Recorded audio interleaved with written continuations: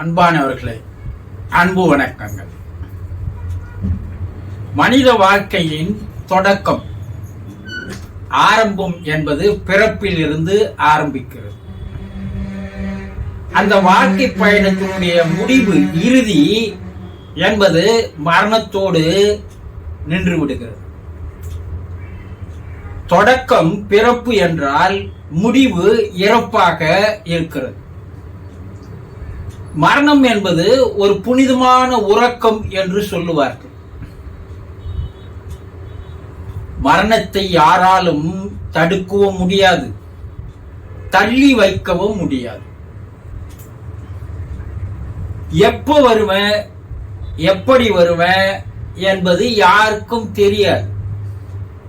ஆனா வர வேண்டிய நேரத்துல கண்டிப்பா வருவேன்.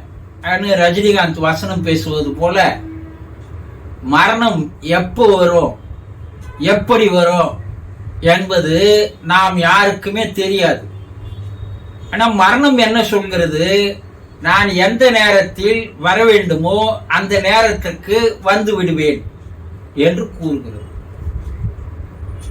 மரணம் வரும்போது யாராலும் ஓடவும் முடியாது, ஒளியவும் முடியாது. அதனிடம் சிக்கித்தான் ஆக வேண்டும்.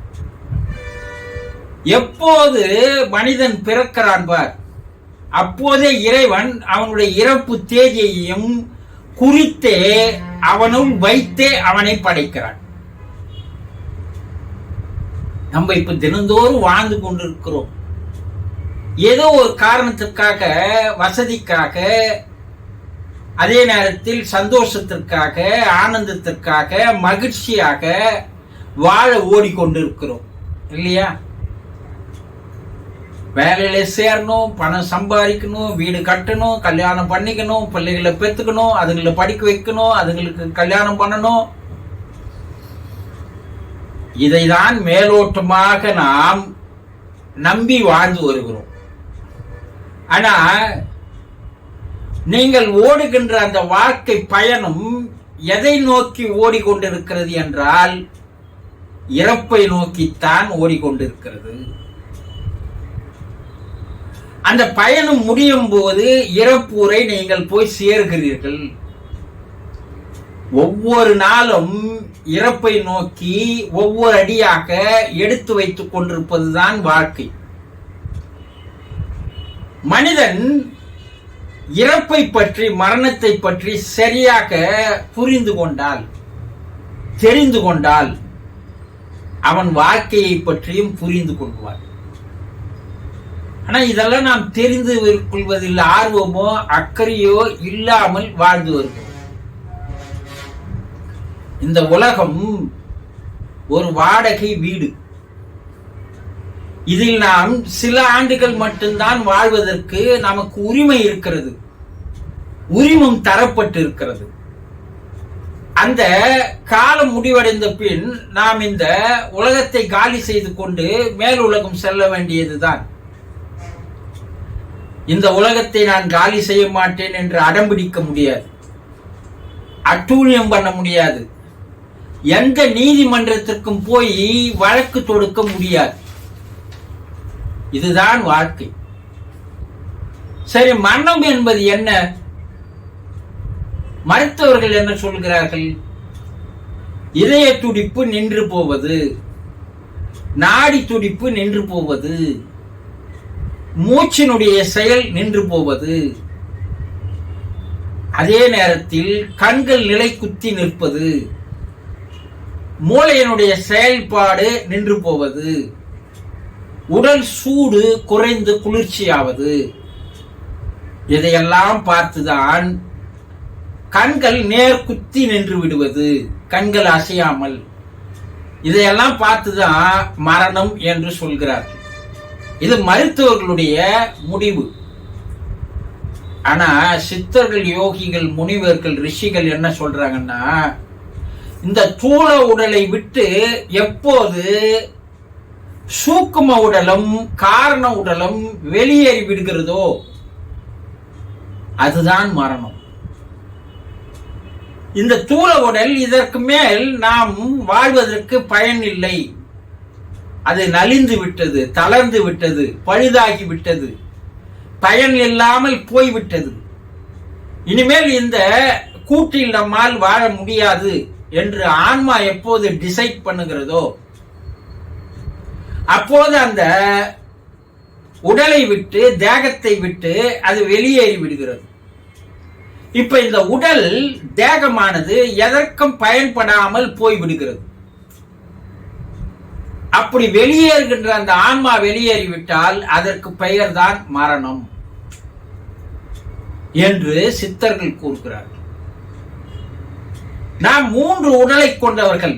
உடல், உள்ளம், உயிர் என்று ஒன்றுக்குள்ளே ஒன்று இருந்து கொண்டிருக்கிறது. இந்த தூள உடலை கண்ணால் பார்க்கலாம், ஆனா அதுக்குள்ள இருக்கிற உள்ளத்தையும் உயிரையும் பார்க்க முடியாது.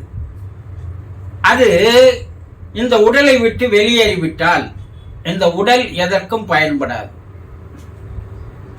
சரி, அப்படி வெளியேறுகின்ற உடல் எந்த நிலையில் இருக்கிறது, இறப்பிற்கு பின்னால் என்னென்ன அதிசயங்கள் நடக்கின்றன என்பதை பற்றி ஆதி காலம் முதல் கொண்டு, வேத காலம் முதல் கொண்டு விலாவரியாக, விளக்கமாக, தெளிவாக எடுத்து கூறி சென்றிருக்கிறார்கள். அதெல்லாம் நம்புற மாதிரி இல்லைங்க. அவங்க கட்டுக்கதை கற்பனையில எழுதி வச்சுட்டு போய்க்கிறாங்க என்று சில சொல்லுகின்ற அறிவாளிகள் இருக்கிறார்கள். ஆனால் இன்றைய விஞ்ஞானம், மருத்துவம் அவர்கள் கூறியது அனைத்தும் 100% உண்மை என்பதை பல ஆண்டுகள் பல்வேறு ஆராய்ச்சிகளுக்கு அப்பால் நிரூபிக்கப்பட்டு இருக்கிறார்கள். இப்ப இந்த அறிவாளிகள் என்ன பதில் சொல்லுவார்கள்? எதை ஒன்றையுமே அவ்வளவு எளிதாக விஞ்ஞானிகள் ஏற்றுக்கொள்ள மாட்டார்கள். ஆனா இப்ப விஞ்ஞானிகளும் ஏற்றுக்கொண்டு விட்டார்கள். மருத்துவ உலகிலே ஆவி உலக ஆராய்ச்சியாளர்கள் மருத்துவர்களை வைத்துக் கொண்டே பல்வேறு நிகழ்வுகளை செய்து காட்டும் போது மருத்துவர்கள் அந்த ஆராய்ச்சிகளை எல்லாம் ஆராய்ந்து பார்த்து 100% உண்மை என்பதை உலகிற்கு தெரியப்படுத்தி இருக்கிறார்கள். இந்த உடலை விட்டு வெளியே போது பாருங்க, அந்த உயிரும் ஆன்மாவும். இது 24 மணி நேரத்திற்கு அந்த உடலை விட்டு தூரே போகாமல், விலகி போகாமல், மேல் உலகம் செல்லாமல் அந்த உடலுக்கு மேலேயே பல மணி நேரங்கள் அது இருந்து கொண்டிருக்கிறது என்பதை நிரூபித்து காட்டியிருக்கிறார். ஏன் அது போல பல ஆண்டுகள் இந்த தேகத்தில் வாழ்ந்து விட்டது. இந்த தேகத்தால் பல சுகங்களை, இன்பங்களை, ஆனந்தத்தை அனுபவித்து விட்டது. அப்படி பல ஆண்டுகள் அந்த வாழ்ந்த அந்த தேகத்தை விட்டு போவதற்கு பிரிய மனமில்லாமல், பிரிந்து போவதற்கு மனம் அதற்கு இடம் தராமல், அந்த தேகத்தின் மீது இருக்கின்ற பற்றின் காரணமாக அந்த தேகத்தின் மேலேயே பல மணி நேரம் இருந்து கொண்டிருக்கிறது என்று இன்றைய விஞ்ஞானமும் நிரூபித்திருக்கிறது. ஒரு 24 மணி நேரத்திற்கு அது அந்த தேகத்தின் மேலேயே, அந்த தேகத்தில் இருக்கின்ற இடங்களிலேயே அது யார் கண்ணுக்கும் தெரியாமல் அது அலைந்த வண்ணமாக, திரிந்த வண்ணமாக இருக்கிறது. இதை இன்றைய விஞ்ஞானம் நிரூபித்து காட்டியும் இருக்கிறது. இது உண்மை. அந்த ஆன்மாவிற்கு பேச முடியும், பார்க்க முடியும், கேட்க முடியும் என்பதையெல்லாம் அந்த சூக்கும உடலுக்கு இத்தகைய தன்மைகள் இருக்கிறது என்பதை இன்றைய விஞ்ஞானம் நிரூபித்து இருக்கிறது. இந்த தேகத்தை, உடலை 24 மணி நேரத்திற்குள் எடுத்து சென்று மண்ணில் புதைத்தோ தீயிட்டோ எரித்து விட்டால், இப்ப அதுக்கு தேகம் இல்லை, அது வாழ்ந்து இத்தனை ஆண்டுகள் அனுபவித்த அந்த உடல் இல்லாத காரணத்தினால் அது வாழ்ந்து இத்தனை ஆண்டுகள் அந்த வீட்டில் வாழ்ந்தது பார், அந்த வீட்டில் இருக்கின்ற ரத்த சம்பந்தமான உடன்பிறப்புகளோடு வாழ்ந்த வாழ்க்கை இருக்கிறது அல்லவா, இதையெல்லாம் விட்டு போவதற்கு மனமில்லாமல் 14 16 நாட்களுக்கு அங்கேயே சுற்றி கொண்டிருக்கிறது என்பதையும் நிரூபித்திருக்கிறார்கள். முதல்ல தேகத்தை விட்டு போக முடியல. பின்பு அது வாழ்ந்த வீட்டை விட்டு, வீதியை விட்டு, உறவினர்களை விட்டு, சகோதர சகோதரிகளை விட்டு, தாய் தந்தைகளை விட்டு போவதற்கு மனம் இல்லாமல் அது வாழ்ந்த இடங்களிலேயே 14 16 நாட்களுக்கு சுற்றி கொண்டிருக்கிறது என்று சித்தர்களும் கூறுகிறார்கள். இன்றைய மருத்துவ உலகமும் ஆமாம் என்பதை ஒத்துக்கொள்கிறது. இந்த 16 நாட்களுக்கு அப்பால் ஒரு சடங்கை செய்யும் போது அது அந்த பற்றுதலிலிருந்து விடுவித்து அதை மேல் உலகம் அனுப்புகிறார். மேல் உலகம் போகும்போது இந்த பூமியில் வாழ்ந்த வினைப்பயனுக்கு ஏற்றார் போல் இந்த பூமியில் வாழ்ந்த நல்லது கெட்டதிலை அது சேர்த்து வைத்துக் கொண்டிருக்கின்ற அந்த வாழ்க்கைக்கு தகுந்தார் போல் அதனுடைய சூக்குமூடலிலே பதிவாயிருக்கின்ற அந்த பதிவுகளுக்கு ஏற்றார் போல் மேல் உலகிலே அதற்கு வாழ்க்கையானது கிடைக்கிறது. அந்த வினைகளுக்கு ஏற்ற சில நாட்கள் உண்டான தண்டனையை அது அனுபவித்த பின்னு மறுபடியும் அது பூமியிலே மறுபிறப்பு எடுப்பதற்கு வருகிறது. இது ஏன் பூமியில் மறுபிறப்பு எடுப்பதற்கு வருகிறது என்றால், அது மனதால் சேர்த்து வைத்துக் கொண்ட நிறைவேறாத ஆசைகள், கனவுகள், லட்சியங்கள், குறிக்கோள்கள் எல்லாம் மறுபடியும் அதை நிறைவேற்றிக் கொள்வதற்காக இறைவன் மற்றொரு வாய்ப்பை அதற்கு தந்து இந்த பூமியிலே மறுபிறப்பு எடுப்பதற்கு அதற்கு ஒரு வரத்தை தருகிறான். அதற்கு ஏற்றாற் போல் அது மறுபிறப்பு ஒரு தாயினுடைய கருவறையிலே உள்ளே புகுந்து 4 மாதத்தில் இருக்கின்ற பிண்டமான உடலிலே சேர்ந்து சிறிய உருவத்திலிருந்து அது மறுபடியும் வளர்ந்து வாழ ஆரம்பிக்கிறது. இந்த இறப்புக்கும் பிறப்புக்கும் காரணம் அவனுடைய வாழ்க்கையினுடைய செயல்களே விதைகளாக அமைகிறது. அப்போ அந்த உடலிலிருந்து வெளியேறுகின்ற ஆன்மா 24 மணி நேரம் உடலுக்காக அலைகிறது. உடல் எரிக்கப்பட்ட பிற்பாடு உறவுக்காக அலைகிறது.